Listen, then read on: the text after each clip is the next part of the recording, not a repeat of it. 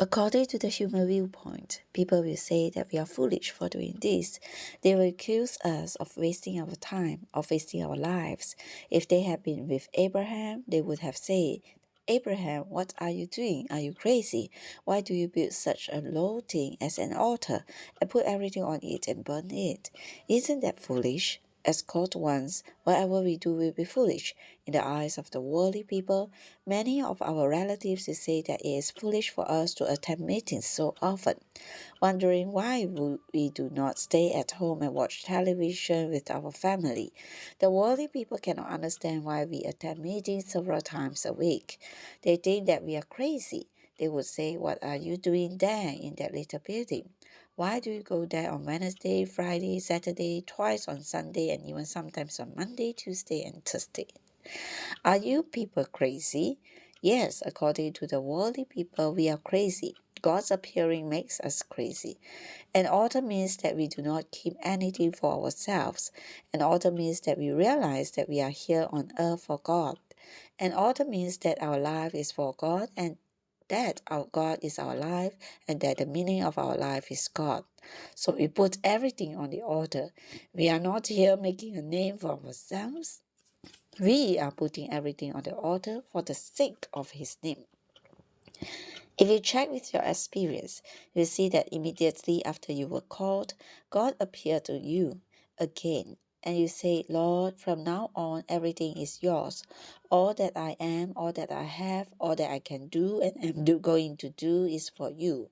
I can still recall what happened on the afternoon that I was saved.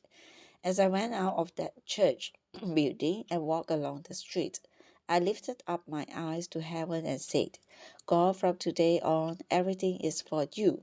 That was a real consecration. In a spiritual sense, it was the building of an altar. I believe that many of you reading this message have had such an experience. When we received God's calling, we were crazy, not caring about what would happen. Although we did not realize what it means at the time, we promised the Lord that everything we had was for Him. When I said this to the Lord that day on the street, I did not realize what it involved.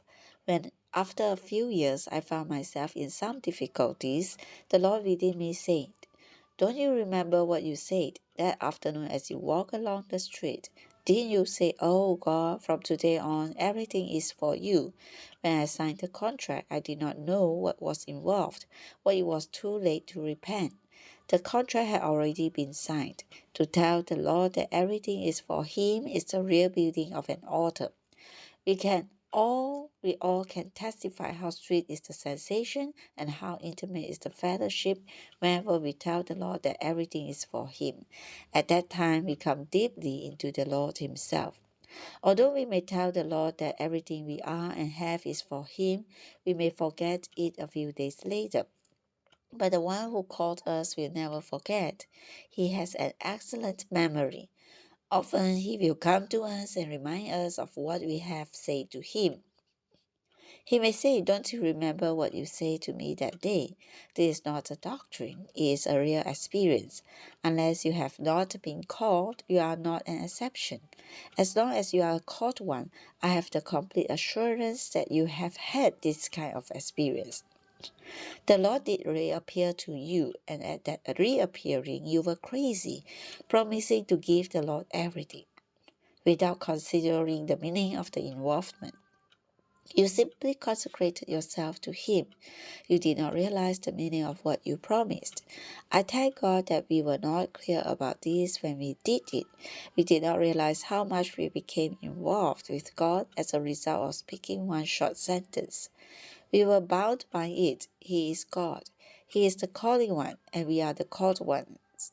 It is all of Him. Even if we want to be crazy for Him, in ourselves we do not have the incentive to do it. But once He appears to us, we are crazy and say, oh Lord, everything is yours. Take it, Lord. Do what you want. I offer everything to you. Such a time of offering ourselves to the Lord is like a dream. Later, we wake up and begin to realize what it involves. In the early days of my ministry, I was burdened to help people to consecrate themselves. Although I gave a lot of teaching about consecration, I did not see much result. My teaching did not work very well. Eventually, I learned that you cannot help people to consecrate themselves by teaching them. It's not teaching that causes people to consecrate themselves to the Lord. It's the Lord's appearing that motivates them to do this. If we can help people to meet the Lord and come into His presence, that will be sufficient. We do not need to tell them to consecrate themselves to God or to offer everything to the Lord on the altar. Once God appears to people, nothing can stop them from consecrating themselves. Spontaneously and automatically, they will say, Lord, everything is yours. From now on, everything is for you. Have you not had this kind of experience? Have you not laid everything you are upon the altar for God and His purpose? The second altar. After Abraham built an altar to the Lord at Moreh, he traveled through the land. God did not give him just one little spot. He gave him a spacious land. In his travels, Abraham came to a place that was between Bethel and Ai. Bethel was on the west and Ai was on the east. Here between Bethel and Ai, Abraham built another altar. Bethel means the house of God and Ai means the heap of ruins. Bethel and Ai stand in contrast one to another. What does this contrast mean? It means that in the eyes of the called ones, only God's house is worthwhile. Everything else is just a heap of ruins. The principle is the same with us today. On the one hand, we have Bethel, God's house, the church life. Opposite to this is a heap of ruins.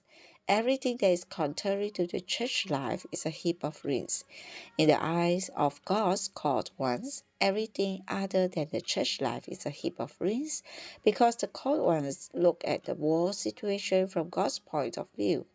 This point of view is absolutely different from the world's point of view. According to the worldly viewpoint, everything in the world is high, good, and wonderful. But from the point of view of God's called ones, everything opposite to the house of God is a heap of ruins. Firstly, we consecrate ourselves at Moreh, then we consecrate ourselves at the place that is between the church life and the heap of ruins. As far as we are concerned, only the house of God is worthwhile. Everything other than this is a heap of ruins. Between the house of God and the heap of ruins, we build an altar that we might fellowship with God, worship God, and serve Him.